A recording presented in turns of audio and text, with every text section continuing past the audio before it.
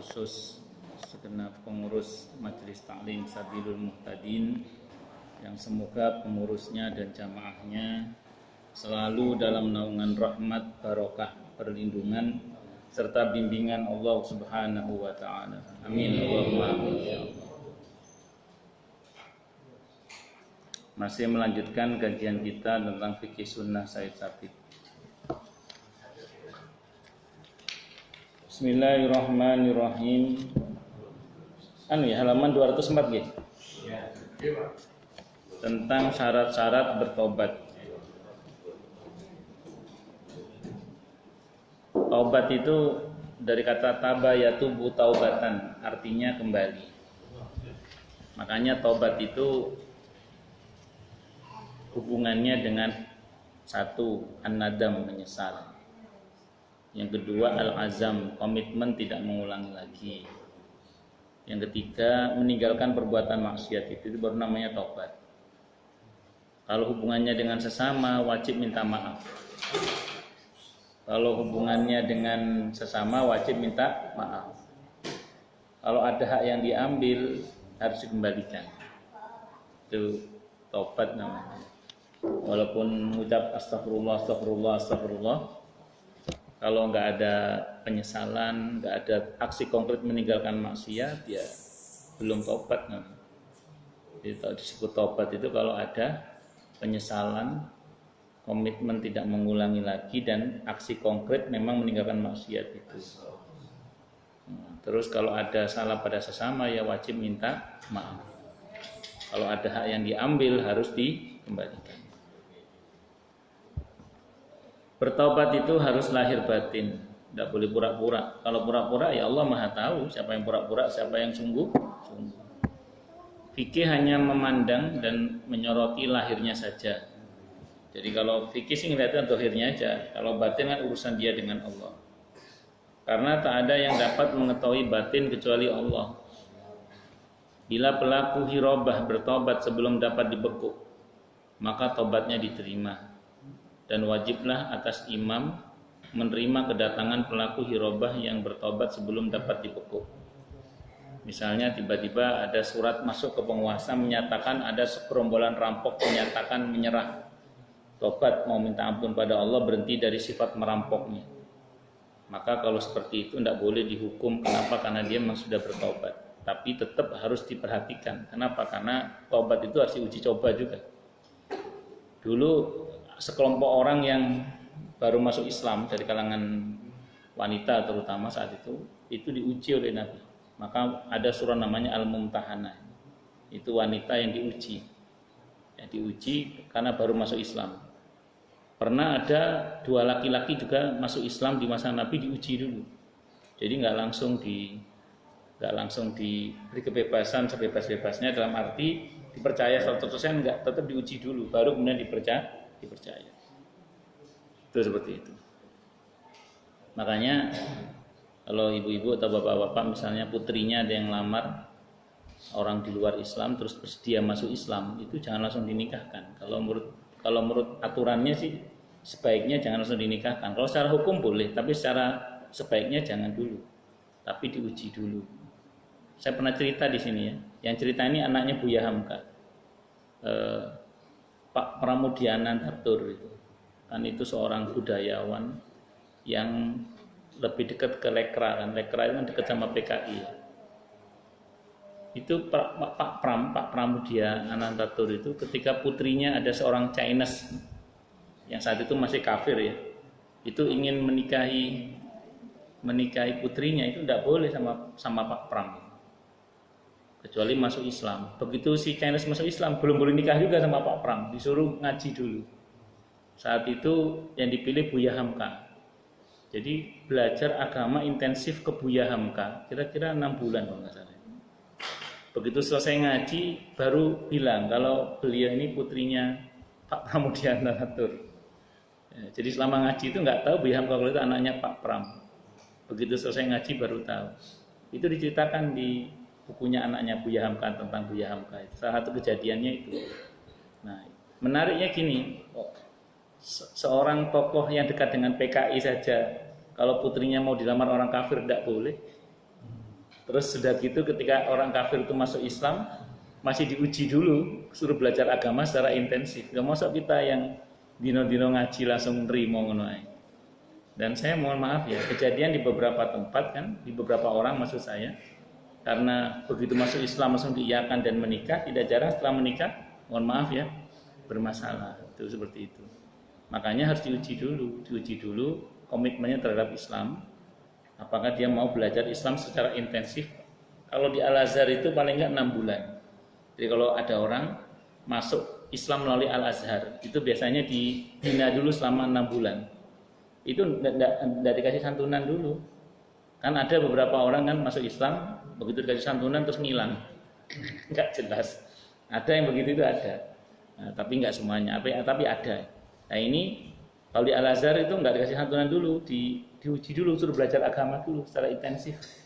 Kalau udah 6 bulan komitmennya jelas, baru dikasih santunan. Nah, jadi seperti itu ya pentingnya kita ini menguji orang-orang yang baru tobat. Ya kayak gini misalnya, ada orang habis bawa lari uang sampean, uang jenengan habis bawa lari sama orang, terus dia datang sama Anda minta maaf, Ali, saya minta maaf ya kemarin duit sampean tak bawa Melayu, 20 yuto, ya tak sepuro, tapi tetap balik no duitku, tak sepuro tapi tetap balik no duitku. Iya, habis ya bu ya apa cara lilas. Yang penting usaha, yang penting ada usaha, yang penting ada usaha. Itu komitmen kita lihat untuk kemudian apakah kita mau percaya sama dia. Ketika dia komitmen mengembalikan, terus dia nggak ngajak kerja sama lagi sama kita, tidak ada masalah. Kenapa? Karena sudah teruji dia berusaha membayar. Emang jadi sepuro tok ae. Jadi sepuro tok ya kabeh iso. Emang jauh sepuro tok. Paham dong mboten nih? Nah, niku namanya nguji. Ketika dia belum teruji ngajak kerja sama kita, maaf saya belum bisa. Cuma seudon sama saya, bukan seudon, waspada. Bukan seudon tapi waspada. Karena sebelumnya kamu sudah bawa lari uang saya kok. Ya, bukan enggak percaya, waspada. Ya banyak enggak percaya. Duduk seudon enggak percaya. Kalau saya itu sering bilang itu gini. Asas muamalah dalam Islam itu enggak percaya, asas muamalah. Jadi misalnya nun sewu nggih, jenengan kerjasama dengan saya misalnya. Jangan karena saya ustadz terus jenengan mengabaikan hitam di atas putih atau saksi atau jaminan. Non sewu nggih, ustadz enggak jaminan. Ustadz enggak jaminan.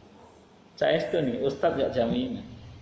Nah, tetap kalau jenengan kerjasama secara muamalah, tetap kalau bisa ada dibuat perjanjian hitam di atas putih. Hitam di atas putih, saksi dan seterusnya. Saya pada waktu awal-awal ngontrak rumah di Harapan Indah itu dulu, sebenarnya orangnya nggak mau pakai perjanjian kalau dengan saya, percaya saja. Tapi saya nggak mau. Saya pengen ada perjanjian hitam di atas putih. Kenapa? Karena kalau terjadi apa-apa, biar jelas acuannya harus apa, dia harus apa. Jadi saya nggak mau nggak ada hitam di atas putih itu. Kenapa? Karena ini perkara uang besar. Ya kecuali kalau uangnya 100-200 ribu, ibarat ketipu ya ikhlasnya lah. Lalu perkara duit puluhan juta bagi saya kan besar itu. Itu tetap ya harus ada hitam di atas putih. Bukan apa-apa, takutnya. Iya, ada sesuatu yang tidak diinginkan gitu loh. Makanya terus harus diurus kan, makanya diusahakan. Makanya asas muamal dalam Islam itu nggak percaya. Saya dulu itu ketika Allahyarham bapak saya masih hidup. Bapak saya itu pernah suatu saat, bukan selalu pernah ya, itu SMS saya misalnya. Aku nyilih duit sih ya. Aku nyilih duit sih. Kanggo adikmu. Saya ingin ngasih pelajaran kepada keluarga saya, akad itu harus ditepati. Saya gini, Pak, niki nyilih nggih. Niki nyilih nggih gitu. Ndak, ini kalimat awal dulu kali. Niki nyilih nggih gitu. Ndak, biar keluarga saya biar terlatih maksud saya gitu. Biar terlatih biasa bicara secara hukum biar jelas gitu. Niki nyilih nggih. Iya, aku nyilih. Nun sewu, Pak, lek nyilih mboten kula sili. Soalnya apa? Bukan buat bapak, buat adikmu. Aku pinjem buat adikmu. Ngerti maksudnya nggih? Jadi adik saya itu pakai bapak saya untuk pinjam uang ke saya. Paham mboten? Nun sewu niki lek nyilih mboten kula sili, Pak. Lek nyilih mboten kula, karena babnya harus bayar. Saya bilang gitu. Tapi lek nyuwun tolong kula tolong. Jadi kalau pinjem enggak saya kasih saya bilang. Tapi kalau minta tolong saya kasih. Ngerti nggak maksudnya ya? Kalau minta tolong sekaluan yo tolong nggak mikir saya nggak mikir kapan dia nyaur ya kan. Nah, itu maksudnya gini, saya itu nggak niat medit boten. Saya itu niat melatih di keluarga saya. Itu ada akad-akad muamalah. Maka saya kepada anak-anak saya, itu selalu saya suruh perjelas akadnya. Misalnya adik sama kakaknya itu, misalnya ini pinjem apa dikasih? Harus jelas dulu. Jangan sampai akadnya nggak jelas. Karena ada sebagian orang itu dipinjemin rasanya dikasih. Ngerti teman-teman nggih? Akhirnya gak kepikir untuk mengembalikan padahal akadnya pinjam. Nah, ini dalam Islam harus diajarkan kepada kita itu akad yang jelas. Ini dikasih atau dipinjam. Makanya saya secara pribadi itu kadang gini, saya itu sering dibawain jamaah itu makanan atau apa dengan pada Tupperware misalnya. Kan itu bagus. Kalau kata istri saya, ini ditanya Mas, dikembalikan apa enggak wadah ini? Itu dulu awal gitu, akhirnya saya WA, ini Bu, wadahnya dikembalikan apa tidak? Saya tanya kenapa, karena ini mahal. Saya takutnya beliau menunggu saya mengembalikan kan repot. Macam-macam jawaban. Ada yang suruh mengembalikan, ada yang enggak. Yang mengembalikan dia taklim saya bawa lagi. Itu seperti itu. Tapi kalau kata yang punya wadah, ya sudah diambil aja, saya apa-apa ya sudah saya ambil, gitu aja. Tapi sekarang gara-gara istri saya ngomong kayak gitu, sejak itu terus saya kalau dikasih orang yang wadahnya sekiranya bagus, itu saya tanya dulu, ini wadahnya dikembalikan apa tidak ya? Ya dikembalikan Ustaz, ya sudah nanti saya kembalikan insyaallah. Itu seperti itu. Jadi bukan apa-apa karena itu masalah akad. Dan itu tadi takutnya dia niatnya minjemin. Sementara kene rumangsa dinei. Dan itu pernah terjadi pada saya.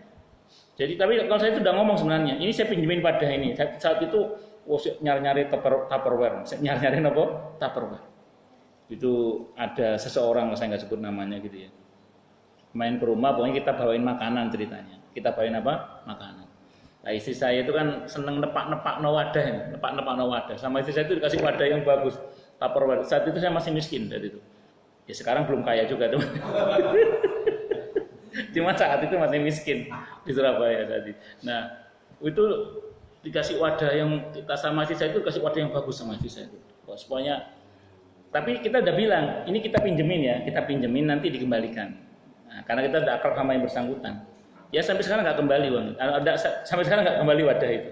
Karena yang rupanya yang bersangkutan merasa itu merasanya bukan dipinjemin, tapi merasanya itu wis hilang babano hilang. Gak hilang. Tapi sudah terlanjur. Bila makasal. Enggak, maksud saya gini. Kebayang ya, orang yang bagi dia itu wadah yang sangat bagus gitu. Terus kemudian dia eman-eman pisan. Terus jelas akadnya nyili terus gak dibalik, rasanya gimana dong? Oh dongkol itu. Nah dalam Islam tidak dikehendaki seperti itu, makanya diperjelas akadnya. Nah dalam Islam diperjelas akadnya. Tapi ini kejadian udah lama, pas saya masih miskin dulu. Nah jadi singkat cerita. Jadi makanya akadnya harus apa diperjelas. Apa-apa itu harus diperjelas. Terus contoh yang lain misalnya, ada seseorang, saya nggak sebut namanya. Dia ada masalah misalnya. Saya bilang, yaudah nanti saya bantu. Jadi nanti saya bantu, nanti kamu bayarnya gimana lah. Rupanya pengertian bantuan saya itu dikira bantuan betul. Gitu. Padahal maksudku tak silih. Tapi terus satu saat saya mau WA dia itu, mau WA yang bersangkutan. Ini nanti kamu bayarnya gini-gini aja. Jadi utang ini bla bla bla. Terus kata istri saya ngomong gini, iya kalau dia merasa itu sebagai utang. Kalau dia merasa itu sebagai pemberian kamu gimana? Oh iya terus gimana? Ya sudahlah, sudah saya ikhlaskan aja udah. Jadi padahal akad awalnya itu tak bantu itu maksudnya ya engkau bayarnya gampang loh apa enaknya. Jadi sebenarnya kan itu hutang akadnya aslinya akadnya hutang. Tapi karena yang bersangkutan nggak akhirnya ya seperti itu. Nah itu ini saya cuma cerita gini aja bukan apa-apa karena semua harus jelas akadnya. Dan saya mohon maaf ya, berapa banyak di antara mungkin bisa jadi Anda sendiri ya, dengan dalih pertemanan terus meremehkan akad, ujungnya malah nggak jelas.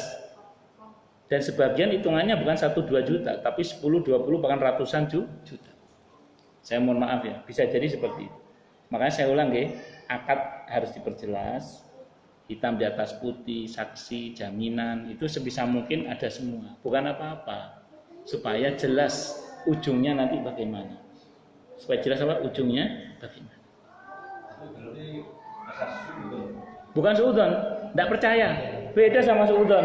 Kalau suudon ngeten Pak Haji, nun sewu nggih, jenengan akad kali kula Pak Haji nggih.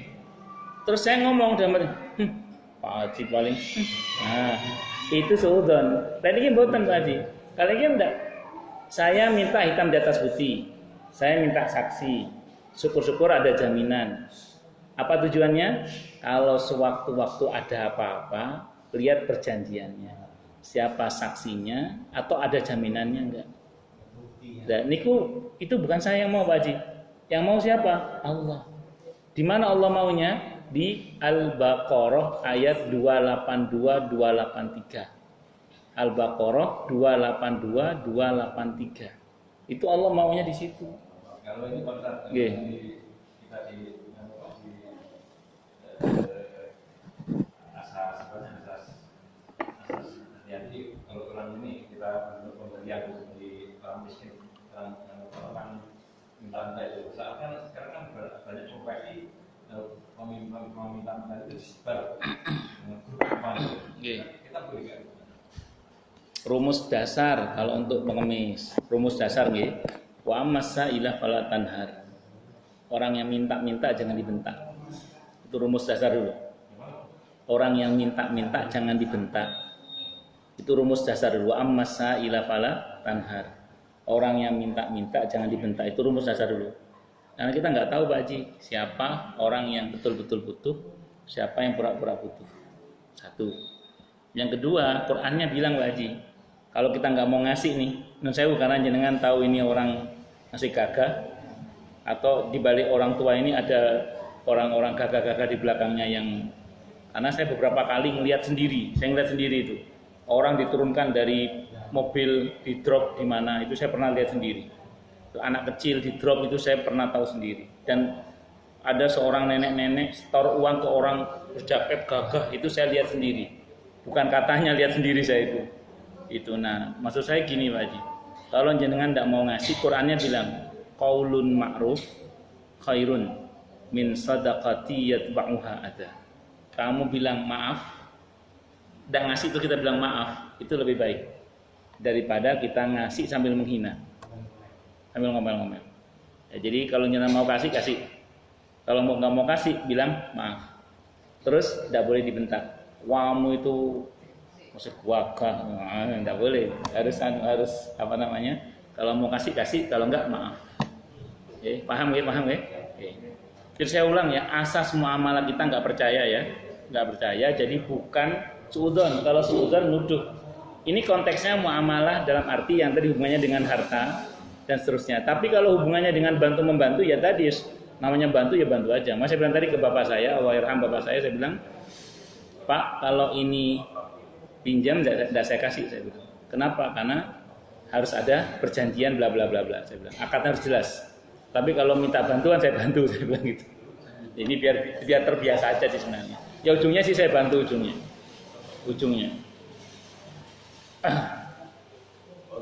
Iya monggo. Kalau ada orang minta, hasilnya juga lumayan. Tetapi terus dia bisa datang rutin ke rumah. Terus malam ngambil lagi. Kalau minta apa saya minta sebentar kontrakan. Saya merasa sakit gitu. Orang minta gimana Mas tadi? Baik, saya jawab ya. Saya juga punya jamaah itu di Pondok Kopi itu. Beliau ini ada anak kecil pemulung. Sini nak dikasih 20.000. Terus kadang sekali waktu dikasih beras sama jamaah saya. Nah, terus suatu saat anak kecil ini karena udah dikasih beberapa kali kan, suatu saat tidak dipanggil datang sendiri. Bu, saya belum ini. Bu, saya belum itu. Mulai yang aneh-aneh. Kata jamaah saya gini, sebenarnya kamu tuh jangan minta, karena saya maunya saya memberi, bukan kamu minta. Kalau minta itu jadi enak saya. Kalau dia gitu ya sudah lah. Jadi intinya sama Pak Haji, sikap kita sama. Kalau Pak Haji mau kasih, kasih. Kalau Pak Haji nggak mau kasih, nggak usah dikasih, bilang maaf saja.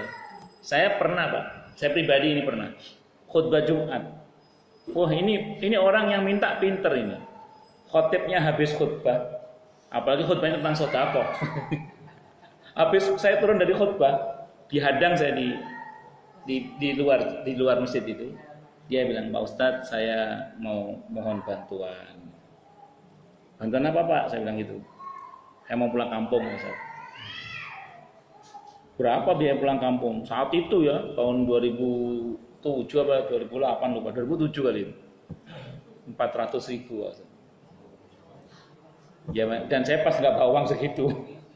Terus saya bilang gini, ya saya mau buka amplop khutbah kan tidak enak. Terus saya bilang sama dia itu gini, kalau segitu saya ngomong terus terang aja padanya. Saya kalau segitu saya nggak bisa Pak, saya bilang itu. Nggak ada Ustaz. Ya kalau untuk itu nggak ada, saya bilang itu. Untuk itu saya nggak ada untuk itu. Cuman kalau ini ada sekedar buat Bapak, kalau mau silakan diterima buat makan, sekedar buat makan aja. Jadi kalau saya nggak mau gitu Pak Haji, saya padanya aja. Oh, di Masjid Nabawi saya duduk itu loh. Di Masjid Nabawi itu ada orang datang nanya saya, do you can speak English or apa namanya Arabic? Terus saya liatin gini aja. Do you want to ngomong bahasa Inggris apa gak paham bahasa Inggris aku cuma tak rumon. Saya dalam hati gini sama saya tahu ini orang mau minta uang ujungnya. Jadi do you have money apa macam-macam terus ujung saya, tapi saya nggak nolak, saya juga tidak mengiyakan, saya diam saja. Kenapa? Karena gini, saya nggak mau berkata-kata yang aneh-aneh di mana di Masjid Nabawi itu. Nah, tapi saya juga tidak mau punya hati yang aneh-aneh juga di situ. Terus saya cuma gini, ya Allah, pokoknya mohon maaf saya orang ini nggak saya kasih ya Allah, karena saya nggak mau ngasih orang ini. Tapi dalam hati saya pengen ngasih orang yang menurut saya jelas membutuhkan. Oh dan betul itu, begitu saya pulang ke hotel, ternyata saya satu hotel dengan sepupu saya. Yang sepupu saya itu seorang janda dan itu butuh uang, ya langsung saya kasih ke dia uangnya itu. Jadi karena saya dalam hati pas di Nabawi bilang, ya Allah pokoknya saya nggak ngasih orang ini karena saya mau kasih orang yang jelas membutuhkan. Ya itu seperti itu. Jadi ngoten Pak Haji ya. Jadi kalau Pak Haji Narto mau kasih, kalau nggak mau kasih paling nggak ya minta maaf. Pak Haji kira-kira ngasih nggak akhirnya? Akhirnya ngasih nomor akhirnya. Oh ya sudah berarti ya. Berarti milih ngasih tidak apa-apa. Terus ada satu lagi.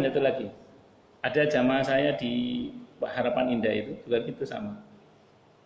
Ngundang anak yatim awalnya ke rumahnya, ngundang anak yatim. Selesai biasa kan pulang. Rupanya ada satu yang bolak-balik datang terus. Jadi buat langganan gitu, datang terus buat langganan. Lama-lama capek juga. Jadi kalau diminta terus lama-lama sebagian orang capek juga. Kalau kayak Pak Haji kuat, alhamdulillah. Kalau nggak kuat ya. Makanya saya masih ingat betul itu. Ada seorang mu'alaf itu WA saya. Seorang ngakunya si mu'alaf. Saya nggak tahu betul apa mu'alaf. WA saya. Minta bantuan bla bla bla. Saya hampir berkata begini. Udah nanti sama datang ke rumah saja. Terus dikasih pertimbangan sama istri saya gini. Kalau dia datang ke rumah. Terus ya kalau ada sampean enggak apa-apa. Kalau nggak ada sampean gimana? Karena dia laki-laki kan. Terus ya kalau sekali datang, kalau nanti bolak-balik teko iya. Iya kan belum tentu paham. Ya kalau selalu ada saya, kalau nggak ada saya gimana? Oh ya benar masuk akal juga kata saya. Hubungannya soal terkait kehormatan warga kan. Akhirnya ya sudah kalau mau temui saya di masjid aja lah. Temui saya di masjid. Kalau mau temui saya temu di masjid. Saya pengen ketemu kenapa? Kalau dia betul-betul mu'alaf yang membutuhkan, saya bisa ngasih rekomendasi ke badan amil zakat tertentu misalkan bisa saja. Asalkan betul dia betul-betul mu'alaf yang betul-betul membutuhkan. Ya kalau abal-abal kan saya tidak tahu juga. Makanya harus ketemu. Nah, tapi makanya untuk hal-hal yang seperti itu kadang saya tidak mudah menerima di rumah. Bukan apa-apa. Ya kalau pas ada saya gitu. Kalau pas nggak ada saya kan repot. Itu seperti itu. Wallahu a'lam bishawab. Itu di antara. Jadi intinya ngoten nih Pak Haji ya. Kalau mau kasih. Kalau enggak ditolak secara baik dan tidak boleh dibentak. Itu rumusnya itu. Allah. Sebagian ulama mensyaratkan bahwa pelaku hirobah yang bertaubat itu harus minta perlindungan keamanan kepada hakim. Dan hakim harus melindunginya. Akan tetapi sebagian ulama lagi ada yang mengatakan bahwa hal seperti itu tidak disyaratkan. Yang penting taubat dan menyerahkan diri kepada yang berwajib untuk kemudian diamankan gitu aja. Ibnu Jarir menceritakan bahwa dulu Ali al-Asadi adalah seorang pelaku hirabah yang mengacau perjalanan, membunuh dan merampas harta. Para imam dan masyarakat melacaknya, akan tapi mereka tidak dapat membekuknya sehingga Ali al-Asadi insaf, menyerah dan bertobat. Adapun sebabnya ia insaf dan bertobat adalah karena ia mendengar seorang laki-laki membaca ayat Qul ya ibadiyalladzina asrafu ala anfusihim la taqnatu min rahmatillah innallaha yaghfirudz dzunuba jami'a innahu huwal ghafurur rahim. Az-Zumar ayat 53. Katakanlah, hai hamba-hambaku yang melampaui batas terhadap diri mereka sendiri, janganlah kamu berputus asa dari rahmat Allah. Sesungguhnya Allah mengampuni dosa-dosa semuanya. Sesungguhnya dialah yang maha pengampun lagi maha penyayang. Oh, taubat. Ali Al-Sadi mendengar bacaan itu kemudian katanya, hai hamba Allah, ulangi lagi bacaanmu. Lelaki yang membaca itu mengulangi bacaannya. Pedang Ali mulai dimasukkan ke sarungnya. Ia bertobat. Ia pun pergilah ke Madinah. Ia sampai di Madinah pada waktu sahur. Lalu ia mandi dan mendatangi masjid Rasulullah Sallallahu Alaihi Wasallam. Di masjid itu ia salat subuh. Setelah itu ia duduk dekat Abu Hurairah radhiyallahu anhu yang berada di antara orang banyak. Maka ketika keadaan sudah mulai remang-remang agak terang, orang-orang mengetahuinya dan bangkit menangkapnya. Kata Ali Al-Asadi, kalian tidak boleh menghukumku. Aku datang dan bertobat sebelum kalian dapat membekukku. Abu Hurairah menegaskan betul. Kemudian Abu Hurairah membawanya kepada Marwan bin Hakam, amir di Madinah pada zaman Muawiyah radhiyallahu an. Kata Abu Hurairah radhiyallahu an, itulah Ali. Ia datang dan bertobat, kalian tidak boleh menghukumnya. Dengan demikian maka bebaslah Ali Al-Asadi dari hukuman hirabah. Kenapa? Karena dia bertobat sebelum bisa dibekuk. Memang dalam Islam kalau untuk kasus-kasus pidana, selama belum sampai ke hakim kasusnya, itu bisa diselesaikan secara kekeluargaan, secara damai bisa. Tapi kalau sudah masuk ke meja hakim, itu tidak bisa. Jadi kalau bahasa sudah P21, ngerti nggih? Kalau udah P21 itu masuk ke pengadilan tidak bisa dihentikan. Di Indonesia juga gitu bacanya. Kalau udah P21 nggak bisa berhenti dia. Terus nggih. Syarat utama kita udah harus dilanjutkan sampai selesai nggih. Ingkrah sampai hakim memutuskan dia bebas atau tetap dihukum ngerti nggih. Nggih. Makanya pernah ada orang itu datang kepada Nabi, ada kasus pencurian ceritanya itu. Terus ada orang yang dicuri itu datang kepada Nabi bilang, ya Rasul, sudah dilaporkan gitu ya Rasulullah, kita udah berdamai, kita menyatakan sudah saling memaafkan, saya merelakan barang saya dan dia bersedia mengganti juga, bla bla bla. Kata Nabi terlambat. Jadi kasus kamu sudah masuk di meja hukum, jadi harus terus sampai selesai pengadilan pokoknya. Apakah diputus untuk dihukum atau dibebaskan? Karena penjelasan harus minta perlengkapan dari peradilan. Betul ya. Itu sampai P21 ini ya. Monggo. Kalau zaman dulu jujur coba. Kalau zaman sekarang itu kalau pejabat zakat itu kan rampok korupsi itu rampok. Terus itu ekspresinya di dalam itu nggak pernah merasa salah. Terus gimana itu obatnya? Ya. Lah kalau nggak merasa salah ya nggak akan tobat tuh Haji. Enggak rumongso salah.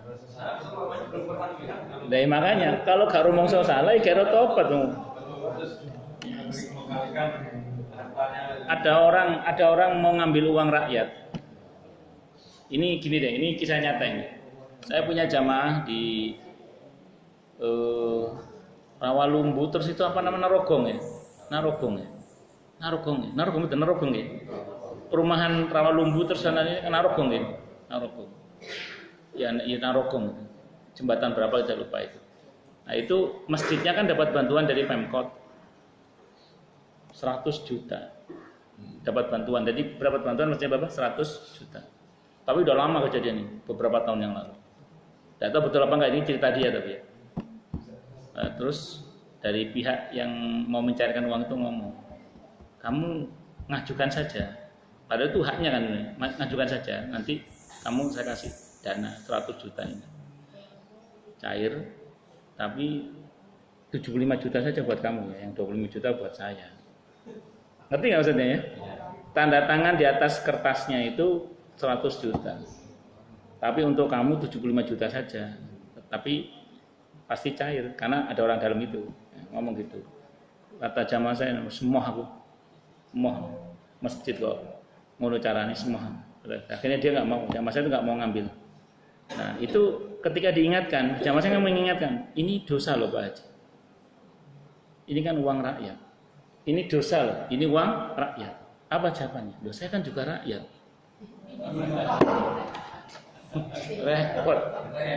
Repot. Saya juga rakyat. Repot. Ini bener ini. Cerita ini bener. Jadi kejadian itu bener. Jadi sampai ada orang yang ngomong kayak gitu. Ya Allah. Ya Allah. Ini haram loh. Ini uang rakyat loh Pak Haji. Saya kan juga rakyat. Paham ya maksudnya? Ya. Yo parare. Yesus.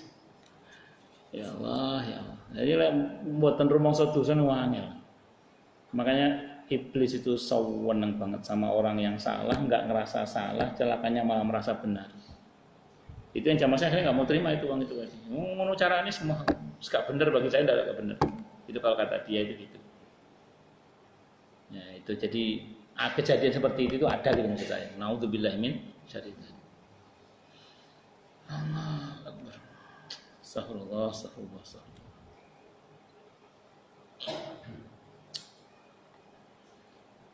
Tapi ada juga Pak yang tadi bahwa itu apakah memang hukumnya atau itu merasa bersalah atau bagaimana? Jadi juga semula susah. Contohnya ini Pak, dia nanti bahwa setiap umat Islam ini pada waktu puasa 30 hari mensucikan badannya dengan kita zakat fitrah. Terus Yang karakter yang kita dalam surga pakai hadis itu. Tetapi menerima zakat ini, merasa dia itu seperti yang dikasih. Padahal yang benar adalah pada waktu dia menerima zakat itu, silakan para jawabnya yang tidak terimanya seperti itu. oh Tapi dia enggak, dia dibalik sendiri. Apakah karena dia atau aturan? Apa karena dia itu memang seperti itu dan disalurkan? Itu bagaimana kalau menyampaikan? Misalnya itu ada teman kita Pak, menyampaikannya supaya itu dia itu ngerti aturan daripada siapa yang menerima zakat itu, yang berhak menerima itu. Kalau dibalik sendiri itu, apakah kita soal besar dosanya? mungkin yang bersangkutan merasa dirinya amil. Yang bersangkutan merasa dirinya amil. Sehingga dengan dia merasa dirinya amil, terus dia ngambil seenaknya. Saya mau terangkan gini, memang ini kesalahan ya. Kesalahan sebagian orang tentang pengertian amil. Saya mau sampaikan gini, ini penting saya sampaikan. Khusus untuk zakatul fitri, sebenarnya mustahiknya itu cuman fuqara masakin aslinya. Saya ulang ya, untuk zakatul fitri, zakat fitrah itu mustahiknya, aslinya itu cuman fuqara masakin aslinya. Terus turun surah At-Taubah ayat 60 itu tentang 8 asnaf. Tapi sebenarnya 8 asnaf itu lebih kepada zakat mal sebenarnya, bukan kepada zakatul fitri. Jadi kalau zakatul fitri tetap fokusnya pada fuqara masakin. Anda tahu kenapa? Karena tujuan disyariatkannya zakatul fitri adalah supaya saat hari lebaran itu fuqara masakin bisa makan, tidak kelaparan. Nah, pertanyaannya, itu yang dititipi zakat itu dia itu fuqara masakin atau bukan? Kalau bukan, artinya orang yang berkecukupan, dia orang yang kaya. Kok kemudian dia mengambil harta zakatul fitri itu? Apalagi seluruhnya nggak dibagi ke duafa, itu jelas sebuah kezaliman. Dan itu makan hak orang lain. Jadi kalau dia menerima beras zakatul fitri itu semata-mata dengan dalih karena dia merasa amil, padahal itu mustahiknya harusnya adalah fuqara masakin, maka itu kurang tepat. Nah, kecuali barangkali ya, kalau kita mau tarik ke ayat 60 di surah Taubah itu pun amil di situ harusnya orang yang memang mencurahkan waktu dan tenaganya untuk menerima dan mendistribusikan zakat. Nah, kalau cuman dia hanya nerima tapi tidak menyibukkan diri dalam pendistribusiannya, berarti tidak masuk dalam kategori amil. Itu seperti itu. Makanya nun sewu nggih, kalau betul seperti yang Jenengan ceritakan itu, ya tentu nggak benar karena dia mengambil keseluruhan dari beras itu orang lain. Nah, kecuali dia mengambil sebagian sebagai hak dia sebagai amil, itu pun saya ulang kalau dia mencurahkan tenaga untuk menerima dan mendistribusikannya. Tapi kalau kemudian dia tidak ada upaya apa-apa, hanya santai-santai saja, ya menurut saya sih nggak masuk dalam kategori amil. Sebenarnya gitu. Dan saya ulang ya, mustahik dasarnya zakatul fitri adalah fuqara masakin, karena tujuan utama disyariatkannya zakatul fitri adalah supaya fuqara masakin bisa makan pada saat lebaran. Ngoten nggih? Itu di antaranya. Gugurnya hak sebab bertobat sebelum diangkat ke hakim.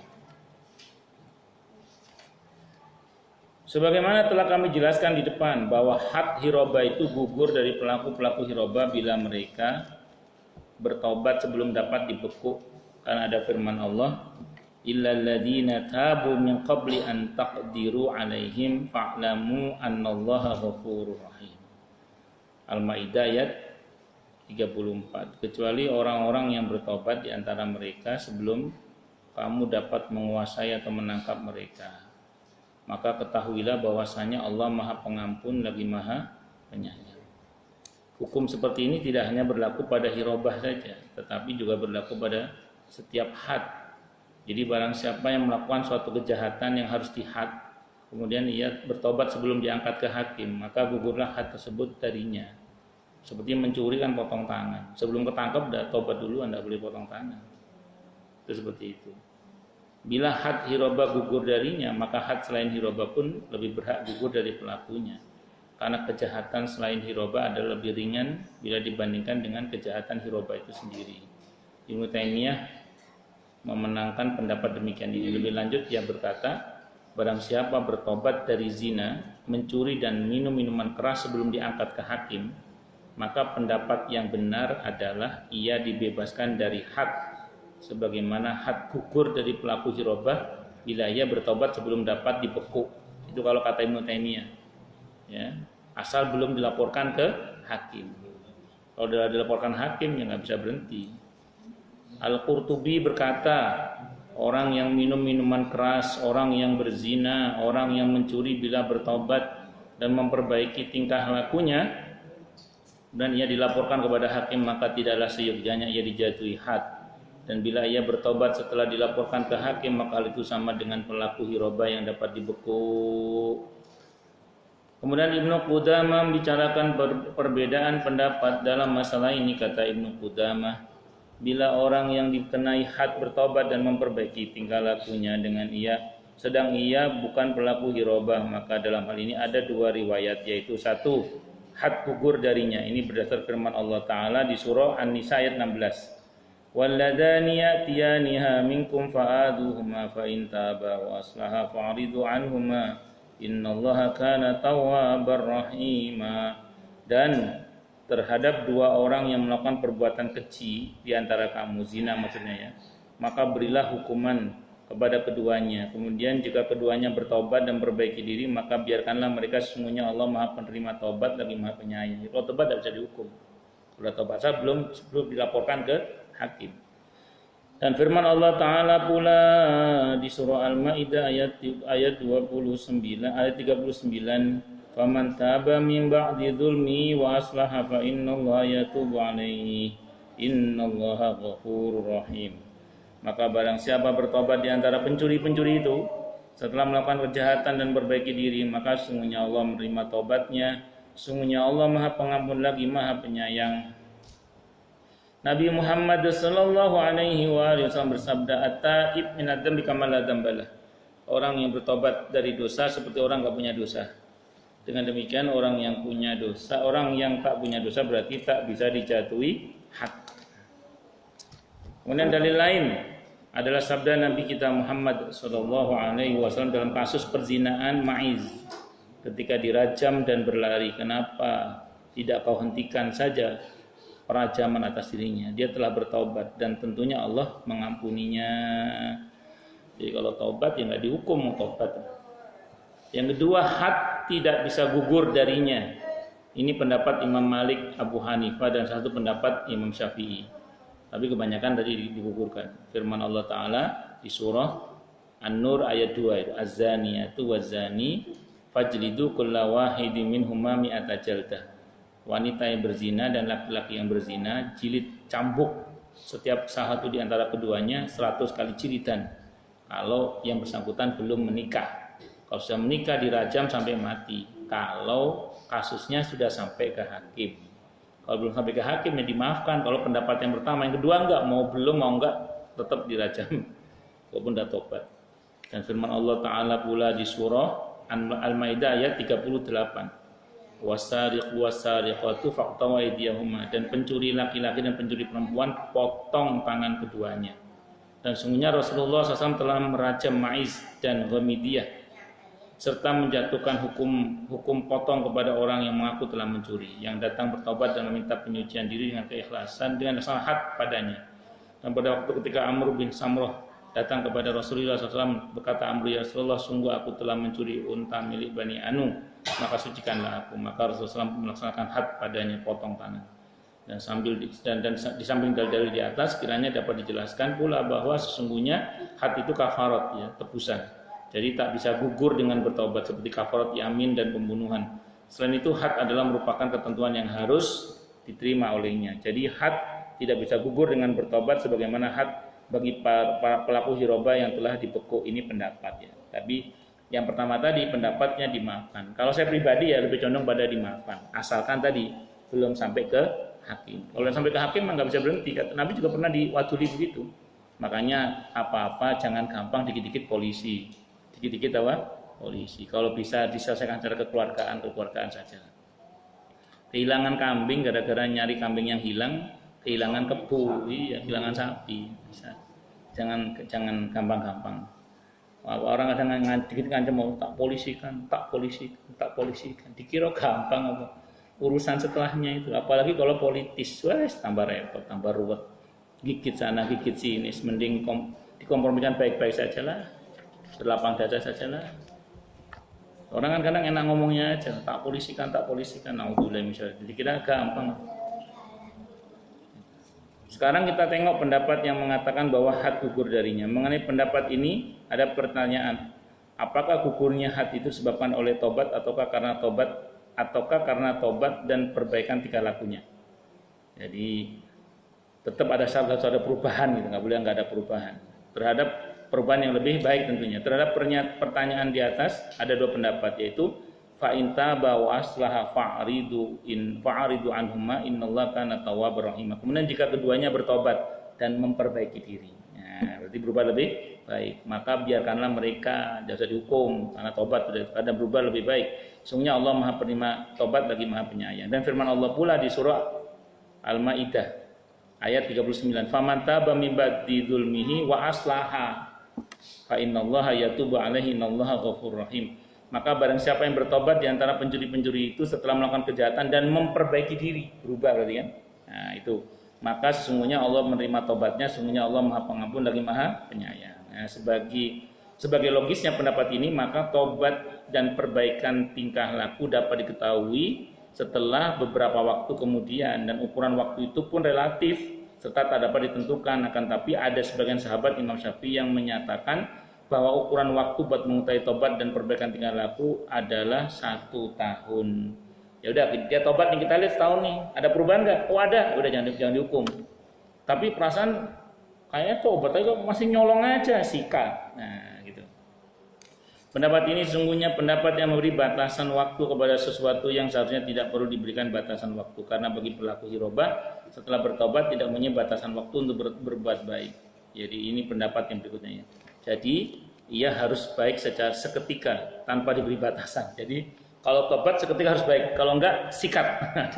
Itu pendapat yang kedua. Ya, terserahlah Anda pilih yang mana. Kalau saya sih secara pribadi tergantung kasusnya ya. Tapi secara umum saya menyukai proses kalau saya. menyukai proses. Non sewu nggak usah jauh-jauh lah. Kan kita ini hampir semuanya kan pasti berproses kan. Nggih, apa nopo langsung dadi kan mboten. Ya, semua kita pasti berproses. Ya sudah, sabari saja prosesnya. Harus sabar ngomong, sabar menemani, sabar ya membersamai, itu harus sabar. Kenapa?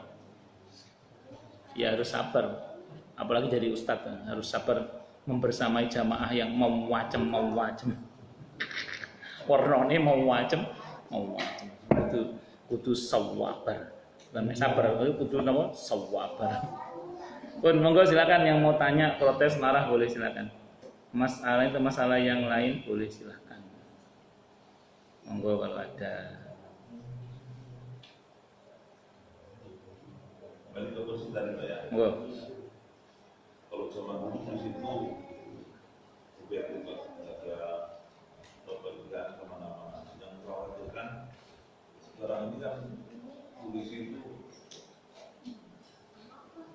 tebang pilih Pak ya.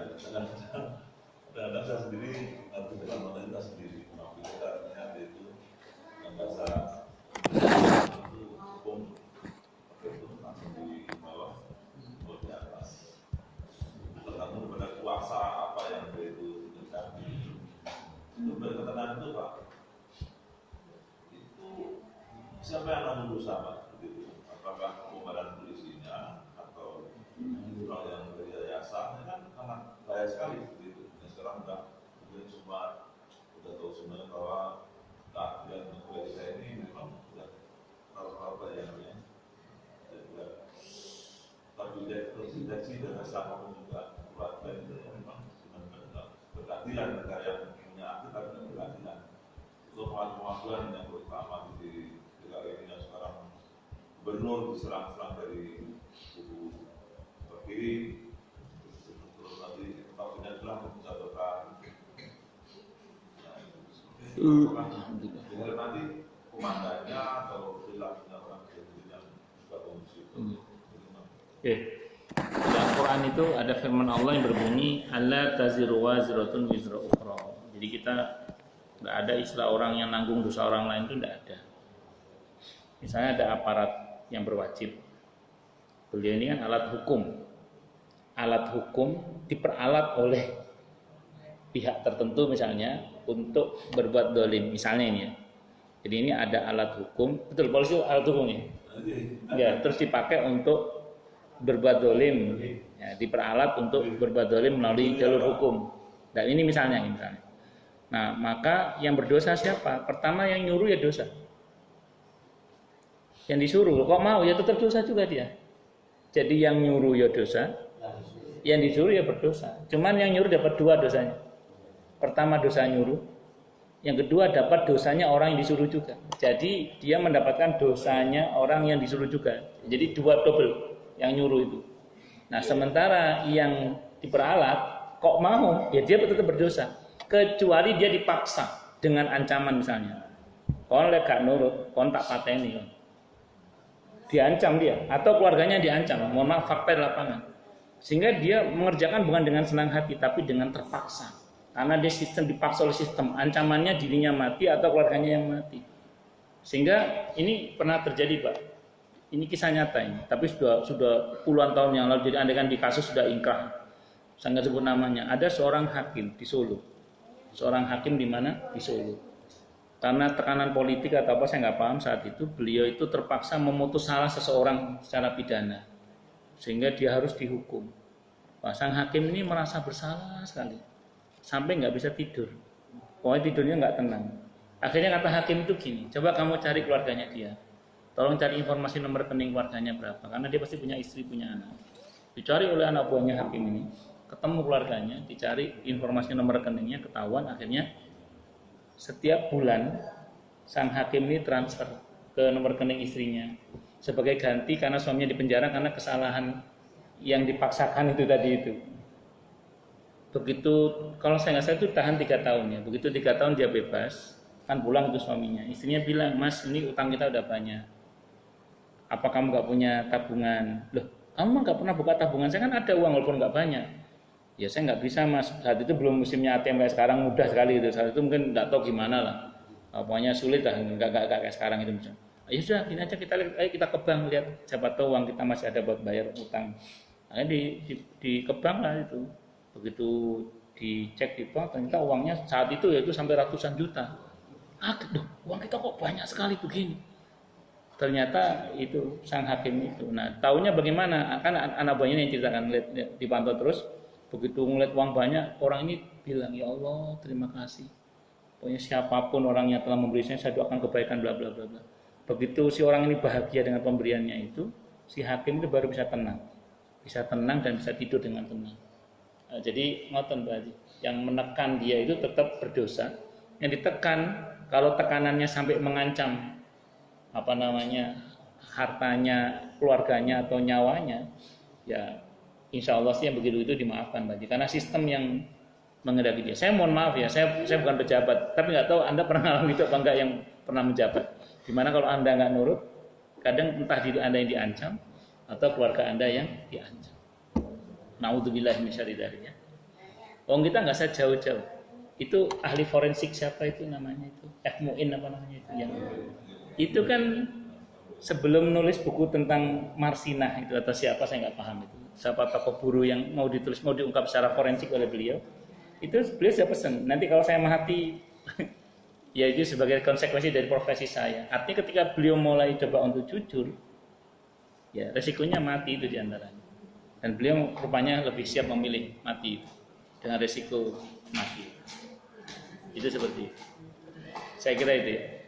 Kalau saya nggak salah Pak Muin apa siapa namanya? Ya itu Muin. Nggak, ahli forensik. Ya. Itu sebelum nulis buku tentang Marsinah kalau nggak salah itu.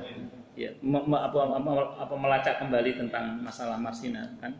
Nah itu, ya itu beliau udah pesan itu. Akhirnya beliau meninggal emang akhirnya. Ya itu ketika beliau mencoba menguak sesuatu yang menyentuh atas itu, ya udah siap-siap mati. Ya, wallahu alam. Ada lagi yang lain? Cukup? Kita tutup dengan hamdalah. Alhamdulillahirabbil alamin. Semoga kajian kita bisa bermanfaat, mubarakah.